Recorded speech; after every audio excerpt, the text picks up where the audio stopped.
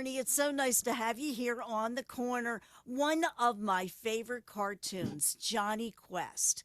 I can remember Hanna-Barbera. I loved all the Yogi Bear, of course, the Flintstones, and what people would deem as the silly stuff.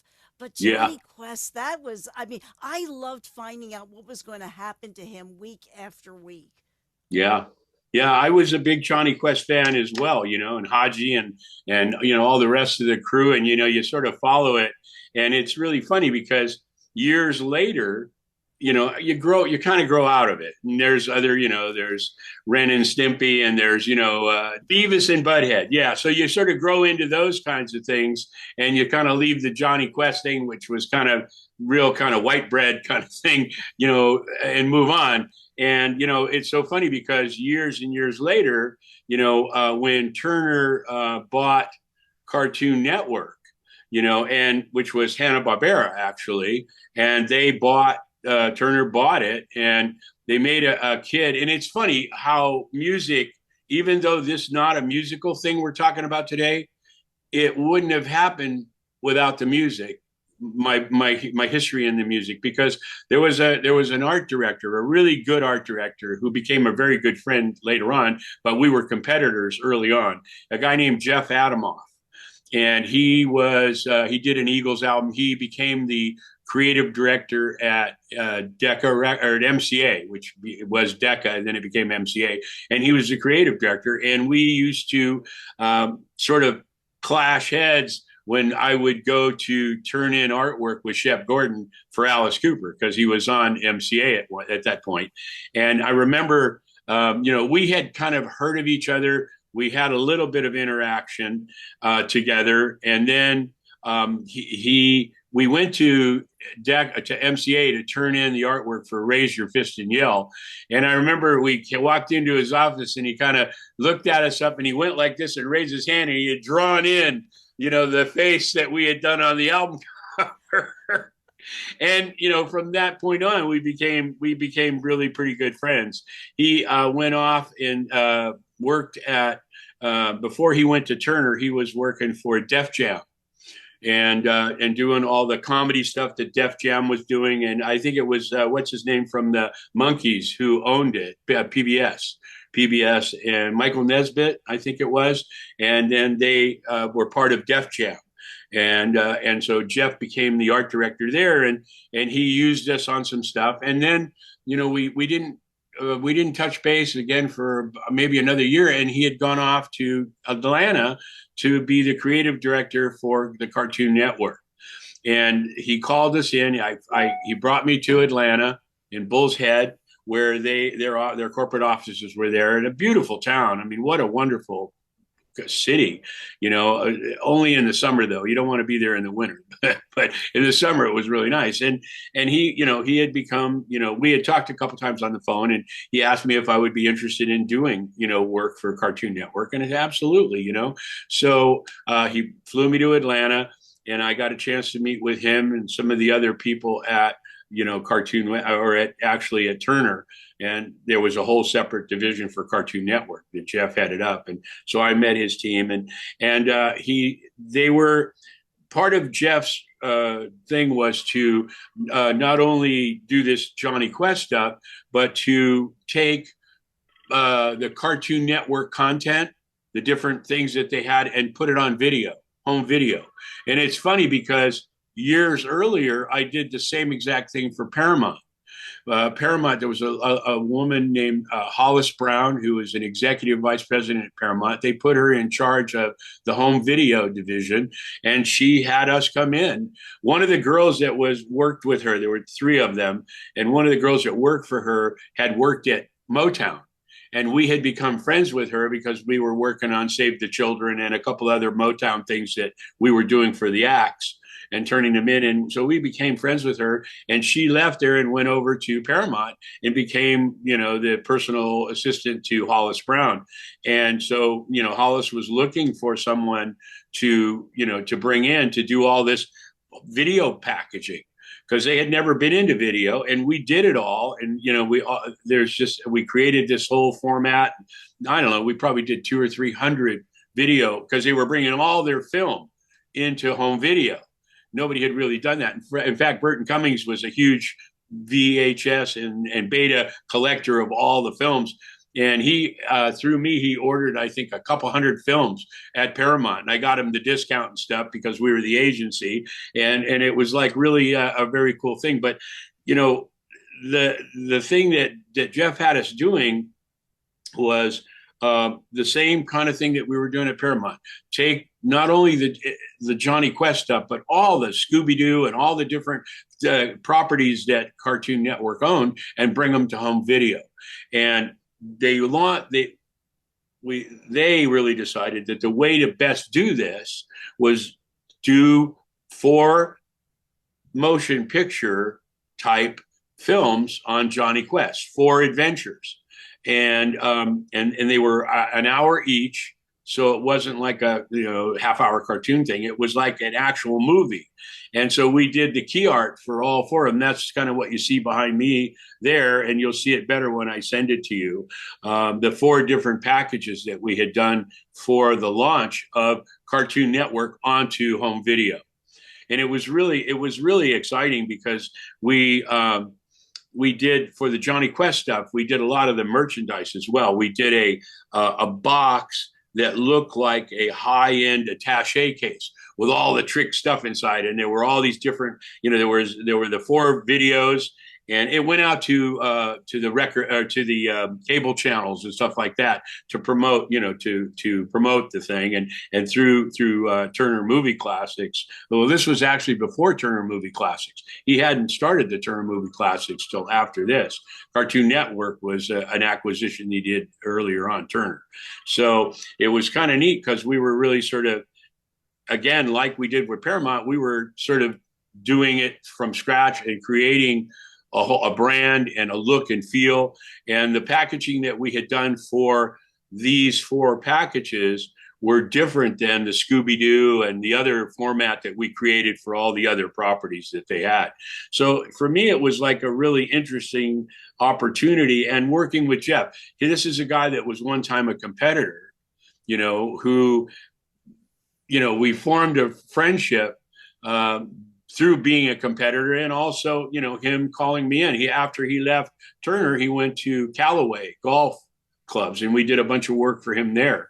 And now I think he's pretty much semi-retired, and he does these beautiful collages, and he puts them on floor mats and stuff. I mean, he's a very creative guy and really interesting, and we've become very good friends. And we were, like I said, 35 years ago, 40 years ago, we were competitors.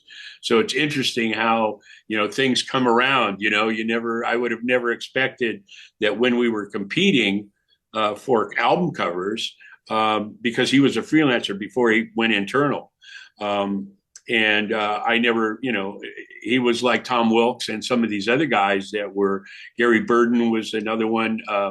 And another one was Dean Torrance, Dean Torrance, who was Jan and Dean. He became an album cover designer, along with a guy that I knew his brother really well, was John Hartman. Phil Hartman used to design album covers before he became a comedian. He did a lot of work. He did a Poco album. He did some Firesign Theater covers. He was an artist as well as an actor. And I'm real good friends with his brother John. And he said that Phil was always crazy like that. He'd do all these little things, but he had to make money, so he started designing album covers. And he was a competitor.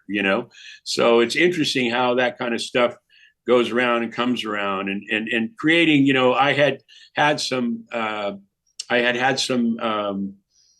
opportunities to design movie posters when I worked briefly for about a year at a company called Dazoo in the Valley here in LA, and they just did motion picture posters, key art and stuff. So I kind of was familiar with that, because like every other thing that you do that's repeated, there's a template. They give you, there's certain things you can do and certain things you can't do, especially with Jonny Quest.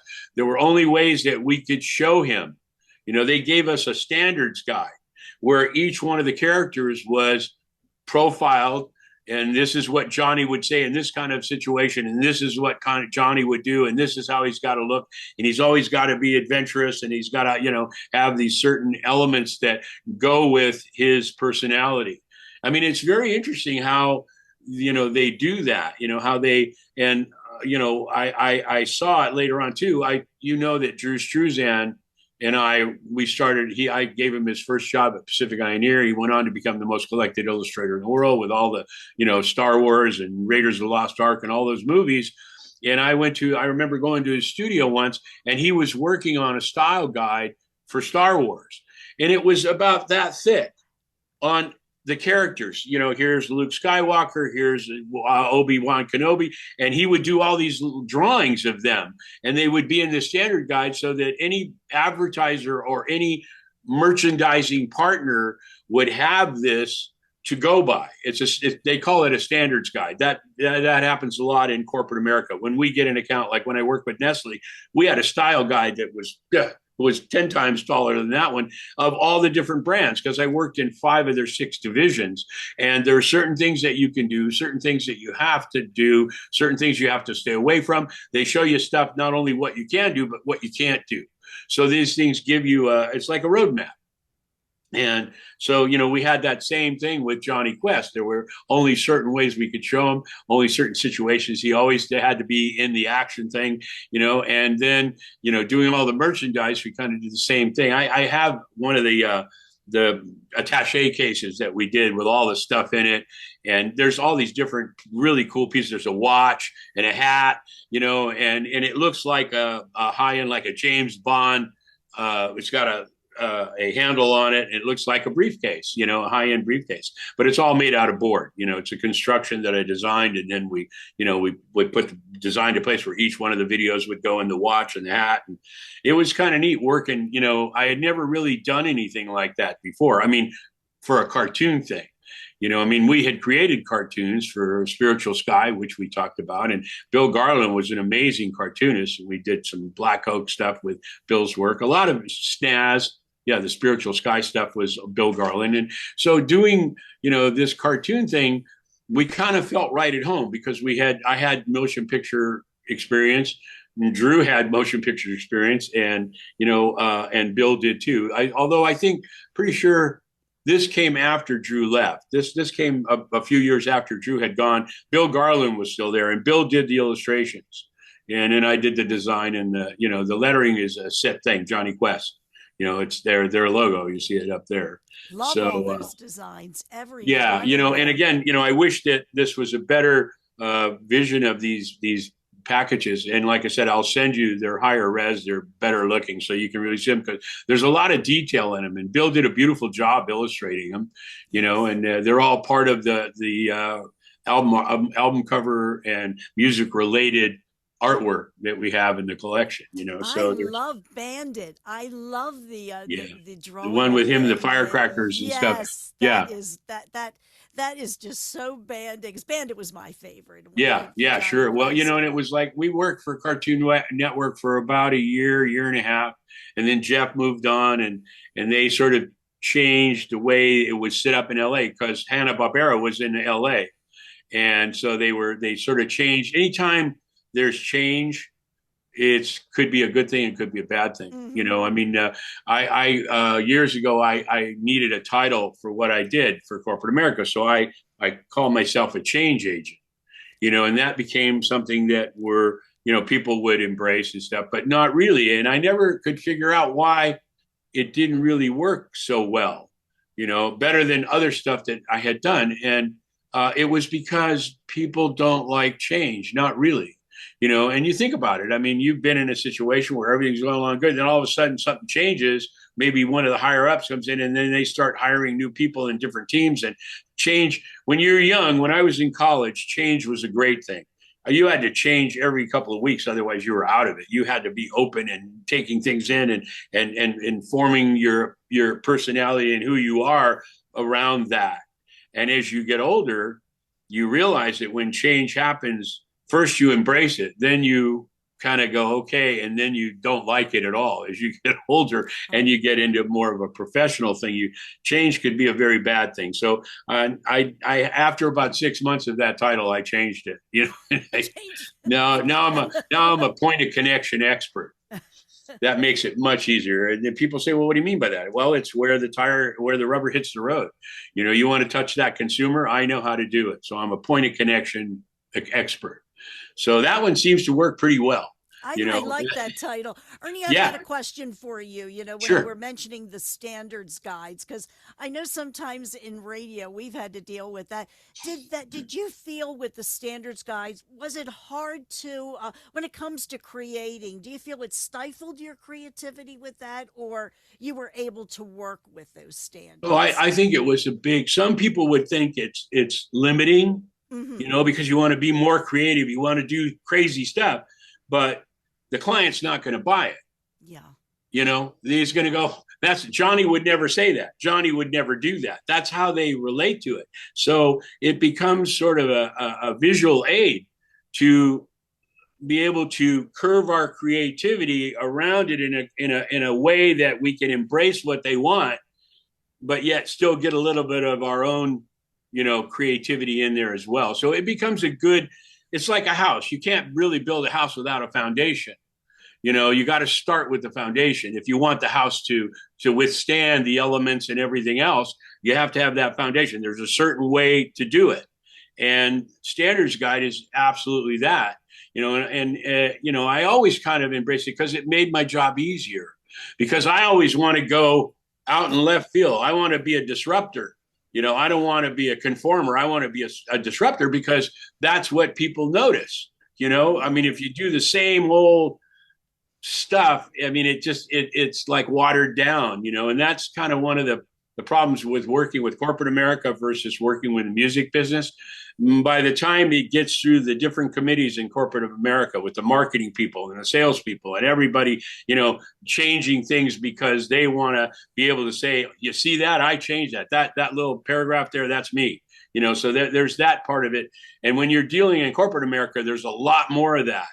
And I understand, because you're dealing with the masses, but you are in music as well. It was funny because in music, you could do, the crazier you were, the better. There was no standards guides. Yeah. I never did an album cover, not one, that had a standards guide that went with the group. But now, I mean, there are things like when the Bee Gees logo is used, there's a certain way they can use the Alice Cooper the same way. Stuff that they, either the group or the management go, no, you can't really do that. This is our logo. This is, and it's really funny because when we were doing all that stuff back in the early 70s and me in the late 60s, never really thought about that. Never really thought about, well, this is branding that's going to stick with this artist forever, and be part of their personality and what people buy into. But I was lucky enough to get a few. I've had a few. The Stones tongue obviously is the biggest one, and then there's the Bee Gees, there's Alice Cooper, there's several, that I've made a mark with in music. You can't really do that in corporate America unless you get something brand new, and which I just did. I have a new client that's very exciting. They have it's a molecular thing that I guess we're all born with. But as we get older, it diminishes, and they've taken this DNA or whatever it is, and they've made it into things that are incredible. And I've just spent a few days with them in briefings. It's a lot of doctors, which is really kind of funny, because they sought me out. They love the rock and roll stuff. And so they sought me out, and it's exciting. I mean, they're very excited. I mean, they're like, wow, we can't believe we got you working on this. And and it's going to be a very exciting project, and we'll be able to create something from scratch, and then it becomes synonymous with what this product is. And I think this product is going to revolutionize things. They have a great tagline. I can't really talk about it because I signed a non-disclosure, but yeah, standards guides are a good thing. They are, and they're good in corporate America, and they're good for the consumer, because for the consumer, even in music, you want to have that consistency. Look at Iron Maiden. They have that crazy Eddie, right? That skeleton thing that, and he's always, and he becomes synonymous with them. Alice Cooper, the eyes, you know, the logo. When I did the 2 O's, nobody had ever done that. Even me, I didn't really do that until later. We had already done 2 or 3 albums for Alice, and I came up with, well, wow, you know, 2 O's right next to each other. Let's put his makeup on it, and you know, then that stuck. You know, so because it really wasn't, even though I had done lettering for them for Greatest Hits and for Welcome to My Nightmare, beautiful logos, but none of them really made the transition the way that the one with the I think it was done for Muscle of Love, or no, Constrictor. I think it was Constrictor that I first used it, and then they've used it ever since. You know, and so I've had my opportunity to really sort of, and now I want to do this in corporate America as well. I've had a few. I've had a few at Nestle. I've had a few at other companies, Beck's and Bass, Stella Artois, all those brands that I've worked for. Coca-Cola created a beautiful hub logo for them. Really, really nice, you know. So I've had a few, but I think that the best is still yet to come. I feel that way. I feel like I'm just finally at a point where I can get started. You know, this was like all warming up, you know, and now it's time to go. You know, starting at, you know, what was I, 22 to 77, it took me that long to get, and people say, well, when are you going to retire? Well, first of all, when the phone stops ringing. And second of all, you know, it took me all these years to get good. Why would I quit? You know, why would I quit now when things come rarely, fairly easily, you know, because there's only so many problems. Okay. So I'm a guy that's sitting there with all these solutions, 77 years worth of solutions, looking for a problem, you know, and when the problem comes along, there's just this infinite library of stuff that just comes. It comes. I mean, I used to spend days and days working on things. Now it's less than hours. So much can be said for experience. Yeah, well, I mean, look at musicians, singers especially, and guitar players and any instrument. The more you do it, the better you get at it, you know? And it's funny because I watched a video on the internet the other day with Tommy Aldrich from Black Oak. And now he's with Whitesnake, and he's, you know, and he's giving these different instructions on how he did stuff on different songs. And it was great. It was great seeing. I haven't seen him in probably 25 years, you know, and it was just great. And he's so good. He's gotten really good. And Jim too, Jim Dandy. I think I told you when I lectured in Memphis at the Smithsonian when we had the show there, and Jim showed up, and he had the spandex pants on and the long blonde hair, you know, and it was great. It was great seeing him, and he's gotten better. Alice has gotten better.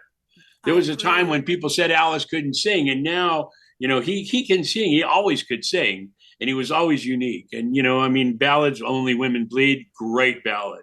You know, I mean, and so, you know, if you can last long enough, you can get pretty good at it. I think part of the problem is, and we talked about this, about becoming history. It's very easy to become history. You do something great, and then you live on that. A lot of people do that. Oh, you're the guy that did this. What else have you done? Well, I haven't really done anything as good as that. You know, or I don't do anything anymore, you know, and I just don't, that doesn't resonate with me. So anyway, you know, I don't even know what songs to play with Jonny Quest. I mean, I'm going to leave that up to you. You know, you decide. What would you do? Is there's a theme song he has, right? Yes, there is a theme song, you know, and So, I've been looking at that. You know, there's a lot of LPs. There is an LP that actually, you know, that I have in my library. I'm going to see if it has the Jonny Quest theme on there. oh, That would be great. absolutely fantastic. I have to look into my archives. Yeah, well, you know, I would suggest my choice would be the theme, you know, and then anything else that you wanted to play, you know.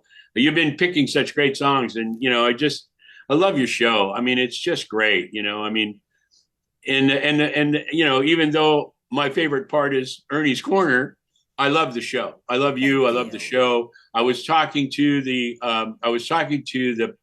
editor of Goldmine magazine the other day, and he watches the block party. That's He tunes wonderful.